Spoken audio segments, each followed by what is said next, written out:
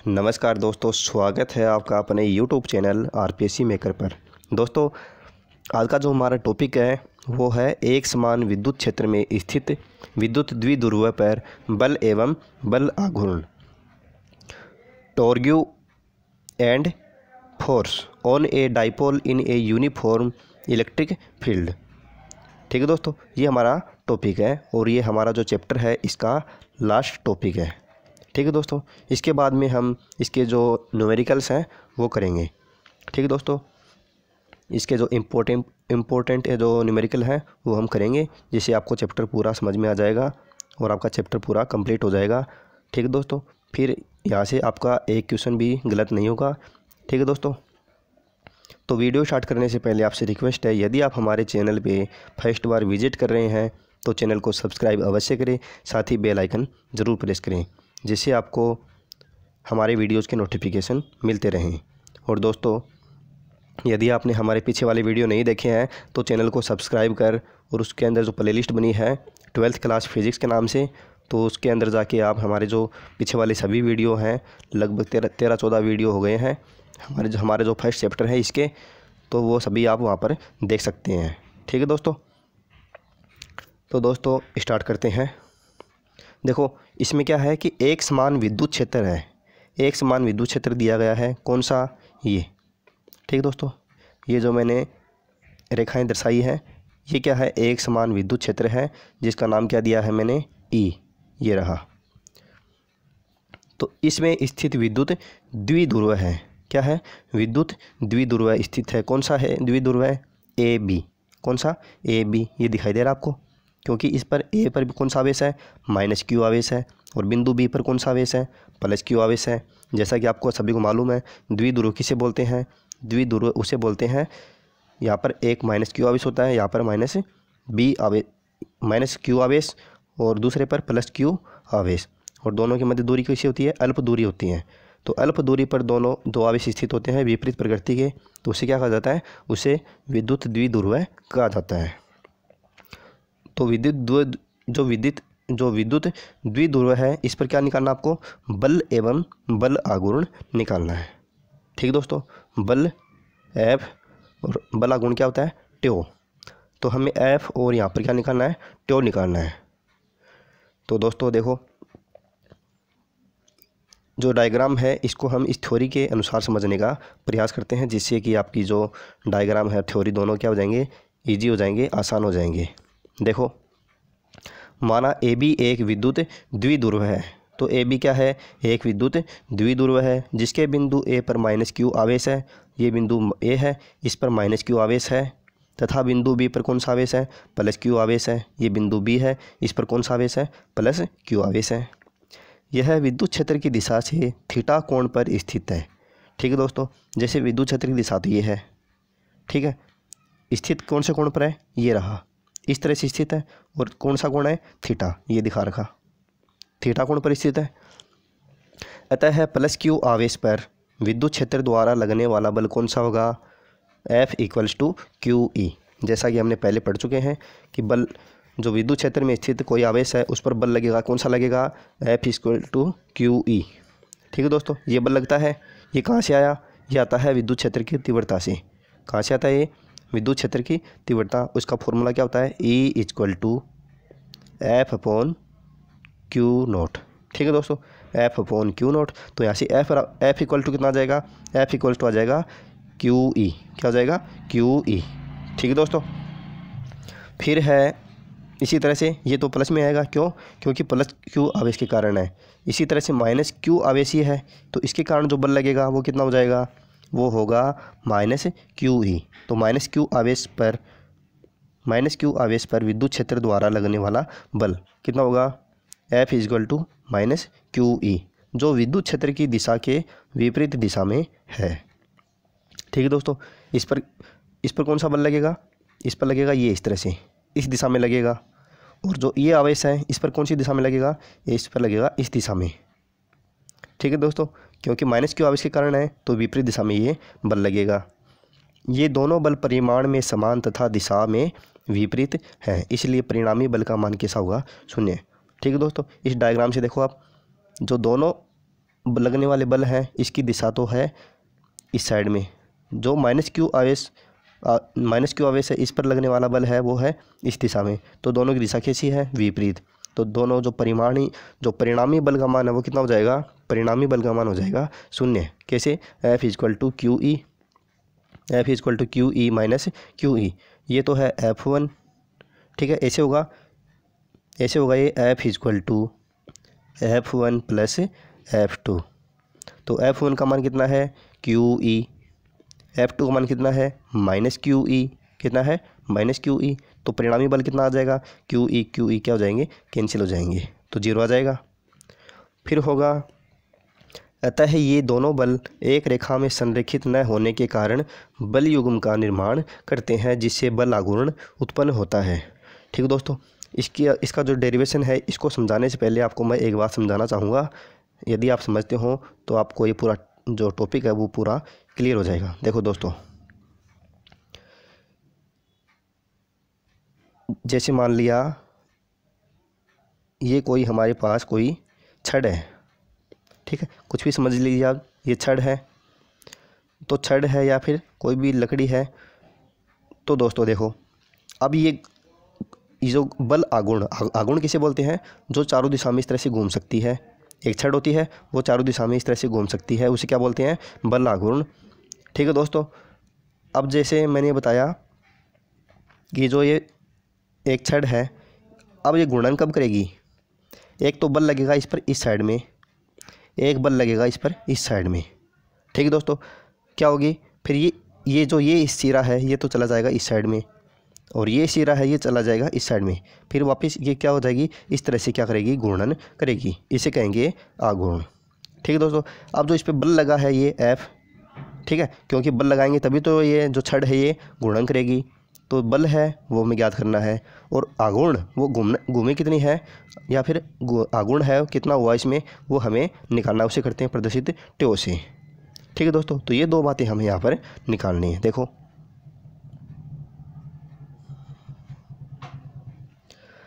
अब देखो, जो हमें परिणामी बल निकालना था वो तो हमने निकाल लिया, कितना आया हमारे पास, F = 0।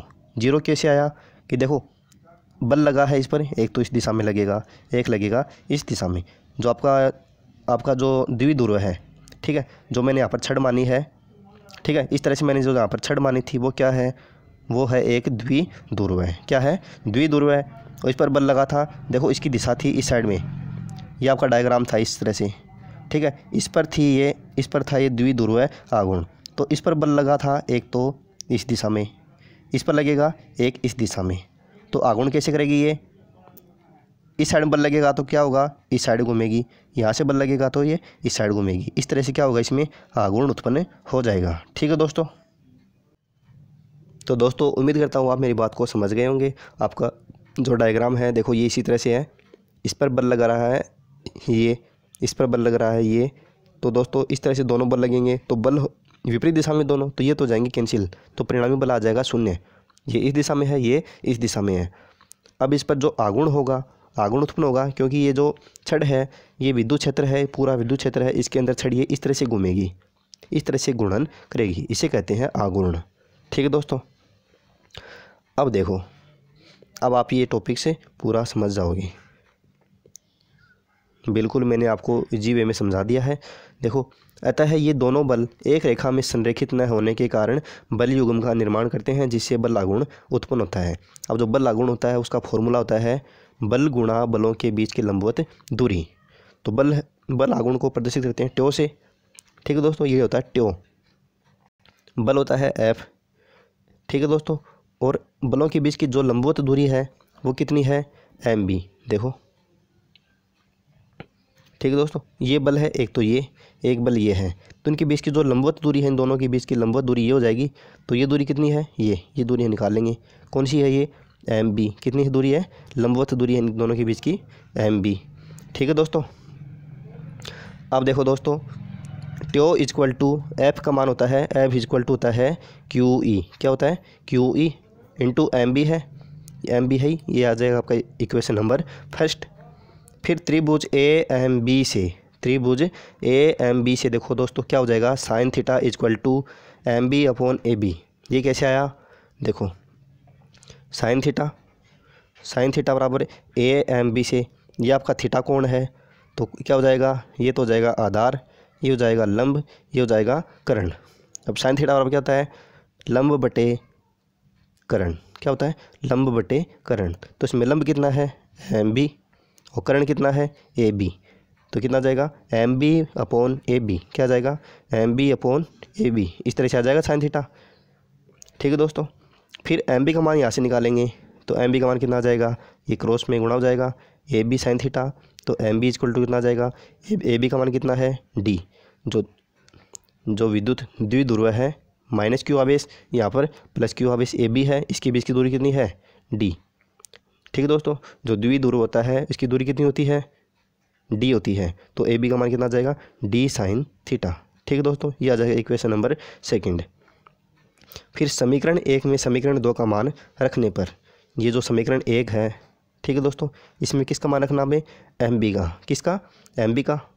तो देखो दोस्तों, हमने यहाँ पर से एम बी का मान निकाल लिया, डी साइन थीटा, तो यहाँ पर रख देंगे, तो कितना हो जाएगा, ट्यो इक्वल टू क्यू ई, ये इसमें दे रखा था पहले। फिर एम बी का मान कितना रख दिया, एम बी का मान रख दिया हमने डी साइन थीटा। अब आपको मालूम है कि P इक्वल टू क्या होता है, Q D. P equal to क्या होता है, क्यू डी। ठीक है दोस्तों, तो क्यू डी क्या होता है, P equal to Q D क्या होता है, विद्युत द्विध्रुव आघूर्ण। ठीक है दोस्तों, क्या होता है, विद्युत द्विध्रुव आघूर्ण। तो दोस्तों देखो P इक्वल टू कितना आ जाएगा, क्यू डी। अब देखो ये रहा Q, देखो ये Q और ये D, इसकी जगह हम क्या रख देंगे, इसकी जगह रखेंगे हम P का मान। क्या हो जाएगा, P, क्योंकि QD बराबर क्या होता है, P। तो P, इन दोनों का मान हो गया P। अब बच गया आपका E और साइन थीटा, तो E और साइन थीटा, तो क्या बच गया, tau equal to P E sine theta. फिर देखो दोस्तों, जो साइन थीटा होता है ये होता है क्रॉस प्रोडक्ट। कौन सा होता है, क्रॉस प्रोडक्ट। और एक होता है आपका कोस थीटा, वो क्या होता है, डॉट प्रोडक्ट। ठीक है दोस्तों, जैसे आगे आएगा इसका, देखो दोस्तों अभी बता देता हूँ इसका भी आपको मैं। देखो जैसे पी ई साइन थीटा है, तो ये साइन थीटा होता है क्रॉस प्रोडक्ट, तो इसका मान हो जाएगा पी क्रॉस ई। क्या हो जाएगा, पी क्रॉस ई। यदि यही आपके पास इस तरह से होता पी ई कोस थीटा, क्या होता पी ई कोस थीटा, तो इसका मान होता पी डॉट ई। क्या होता, पी डॉट ई। यहाँ पर क्या आता, डॉट आता, क्रॉस नहीं आता। यहाँ पर साइन थीटा है तो यहाँ पर क्या आएगा, इसमें क्रॉस आएगा। ये साइन थीटा होता है क्रॉस प्रोडक्ट और कोस थीटा होता है डॉट प्रोडक्ट। तो दोस्तों ये बातें आपको याद रखनी है, क्योंकि ये बातें आपके आगे काम आएंगी। फिर है विशेष स्थितियाँ, इसकी विशेष स्थितियाँ वो निकालेंगे। यदि थीटा इक्वल टू 0 डिग्री हो, तो 0 डिग्री हो तो यहाँ पर देखो थीटा का मान 0 रखेंगे, तो कितना हो जाएगा, साइन 0 मान कितना होता है 0, तो पूरा मान कितना हो जाएगा, 0 हो जाएगा। तो ये हो जाएगा ट्यो मिनिमम। ठीक है दोस्तों, यानी इसका मतलब क्या हुआ, इसका मतलब ये हुआ कि देखो थीटा का मान इस तरह से, ये आपका क्या है, विद्युत क्षेत्र है, एक समान विद्युत क्षेत्र। यहाँ पर थी आपकी, देखो थीटा का मान 0 कब होगा, 0 कब होगा, 0 तब होगा जो विद्युत द्विध्रुव है वो विद्युत क्षेत्र की दिशा में ही स्थित होगा। यहाँ पर आपका माइनस क्यू आवेश, यहाँ पर बिंदु, ये बिंदु ए है, यहाँ पर बिंदु बी है, इस पर होगा प्लस क्यू आवेश। ठीक है दोस्तों, तो बिल्कुल विद्युत क्षेत्र की दिशा में है, यानी कि जो थीटा कोण है वो कितना होगा, 0 डिग्री होगा। तो क्या होगा, आपका जो ट्यो है यानी बल आघूर्ण है वो कितना होगा, 0 होगा। अगर विद्युत क्षेत्र की दिशा में है, सीध में होगा, तो वहाँ पर कोई बल आघूर्ण उत्पन्न नहीं होगा। बल आघूर्ण उत्पन्न कब होगा, जब उसकी दिशा कितनी होगी, जब उसकी दिशा कुछ निश्चित होगी इस तरह से। ठीक है दोस्तों, फिर है जब थीटा इक्वल टू क्या हो, 90 डिग्री हो। अब देखो दोस्तों, ये कंडीशन ये वाली है, डायग्राम के माध्यम से आपको समझा रहा हूँ। देखो दोस्तों अलग अलग बना के, ठीक है। ये होगा विद्युत द्विध्रुव है, कितनी डिग्री पर है ये है 90 डिग्री पर। विद्युत क्षेत्र की दिशा से कितनी डिग्री है ये है 90 डिग्री। तो इस स्थिति में क्या होगा, तो P sine theta, P E sine theta, तो साइन थीटा का मान कितना होगा 90, थीटा का मान 90 रखा है, तो साइन 90 का मान कितना होता है, साइन 90 का मान होता है 1। तो कितना आ जाएगा आपके पास, ट्यो मैक्सिमम PE कितना आ जाएगा, PE। तो क्या होगा, इससे क्या सिद्ध हुआ कि जो बल्ला गुण है वो अधिकतम कौन सी स्थिति में होगा, 90 डिग्री में होगा। जब आपका जो द्विध्रुव है वो 90 डिग्री पर स्थित होगा तो क्या होगा, बल्ला गुण का मान मैक्सिमम होगा। फिर है थीटा इक्वल टू 180 डिग्री। तो 180 डिग्री कितना हो जाएगा, 180 डिग्री कौन सी होती है, घूम के, ये जो आपका द्विध्रुव है ये घूम के फिर वापस कौन सी स्थिति में आ जाएगा, ये देखो जो माइनस क्यू वाला सिरा है वो आ जाएगा इस साइड में, और क्यू वाला है सिरा, देखो दोस्तों 180 डिग्री चीज़ जो कोई वस्तु है वो घूमती है तो किस तरह से घूमती है, इस तरह से, यहाँ से घूमना स्टार्ट की और यहाँ पर आ गई। तो यहाँ पर ये सिरा यहाँ पर आएगा तो ये सिरा कहाँ चला जाएगा, ये यहाँ पर चला जाएगा। ठीक है दोस्तों, कितनी हो जाएगी, 180 डिग्री हो गई। तो अब देखो दोस्तों, जहाँ पर जो माइनस क्यू आवेश था यहाँ पर ये चला जाएगा यहाँ पर, जो प्लस क्यू आवेश था ये चला जाएगा यहाँ पर। तो क्या हो जाएंगे, जो आवेश है वो आपके चेंज हो गए। तो आवेश की चेंज हो गए तो वो कौन सी अवस्था आ जाएगी, अस्थायी अवस्था आ जाएगी, क्योंकि यहाँ पर क्या रहेगा, जो द्विध्रुव है वो अस्थायी की अवस्था में रहेगा, और जीरो डिग्री है वहाँ पर कौन सी अवस्था होगी, उसकी स्थायी अवस्था होगी। ठीक है दोस्तों, तो ये इसकी थी विशेष कंडीशन। ठीक है, विशेष स्थितियाँ थी इसकी।